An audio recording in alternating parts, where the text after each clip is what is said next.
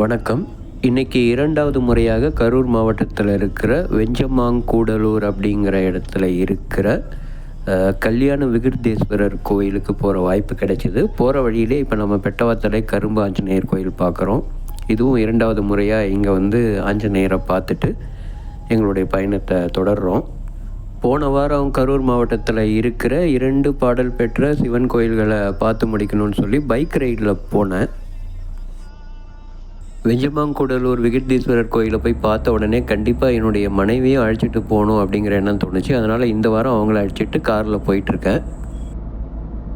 மேலே ரைட் கார்னரில் தெரிகிற லிங்க்கை நீங்கள் கிளிக் பண்ணி பார்த்தீங்கன்னா அந்த வெஞ்சமாங்கூடலூர் ட்ரிப்பை பற்றி நான் போட்ட அந்த கோயில் பற்றிய டீட்டெயில்ஸ் வீடியோவை நீங்கள் பார்க்கலாம். அந்த வீடியோ பைக் கேமில் பிடிச்சது. அப்படியே பைக் ரைட் போயிட்டு இருக்கும்பொழுதே சில சீனரிஸ் இந்த மாதிரி கேப்சர் பண்ணிவிட்டு எப்படி போகிறது, அந்த கோயில் எப்படி போய் ரீச் பண்ணுறது, கோயிலுடைய தல வரலாறு என்ன, இது மாதிரி எல்லா டீட்டெயில்ஸும் அந்த காணொலியில் நீங்கள் பார்க்கலாம். Trichy Karur bypass dead end வந்துட்டு left hand side service road நம்ம எடுத்து இங்கேருந்து 20 கிலோமீட்டர் நம்ம பயணித்தோம்னா வெஞ்சமாங்கூடலூர் கல்யாண விகிர்தீஸ்வரர் திருக்கோயிலை நாம் அடையலாம். ரொம்ப அமைதியான கோயில், உங்களுக்கு பார்க்கும் பொழுதே தெரியும் அந்த காணொலியில்.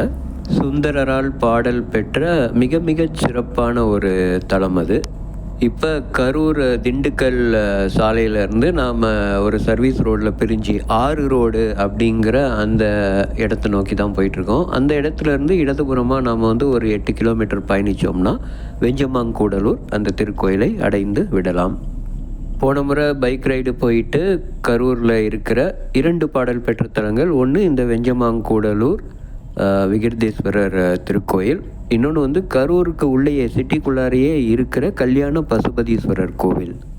தமிழகத்தில் மொத்தம் பாடல் பெற்ற சிவன் கோயில்கள் வந்து 274 இருக்குதுன்னு கேள்விப்பட்டேன். அதை மாவட்ட வாரியாக இப்போ ஒன்று ஒன்றா நான் பார்த்துக்கிட்டு இருக்கேன்.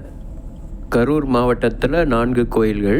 திருச்சிராப்பள்ளி பக்கத்தில் இருக்க குளித்தலையில் இருக்கிற கடம்பனேஸ்வரர் கோவில், அதே மாதிரி குளித்தலைக்கு அருகில் உள்ள ஐயர்மலை ரத்னகிரீஸ்வரர் கோவில், அதுக்கப்புறம் இந்த விகிர்தீஸ்வரர் கோயில், கரூரில் இருக்கிற பசுபதீஸ்வரர் கோவில். இப்போ நமக்கு அருள்மிகு விகிர்தீஸ்வரர் திருக்கோயில் வந்து மிக அழகாக நமக்கு தெரியுது.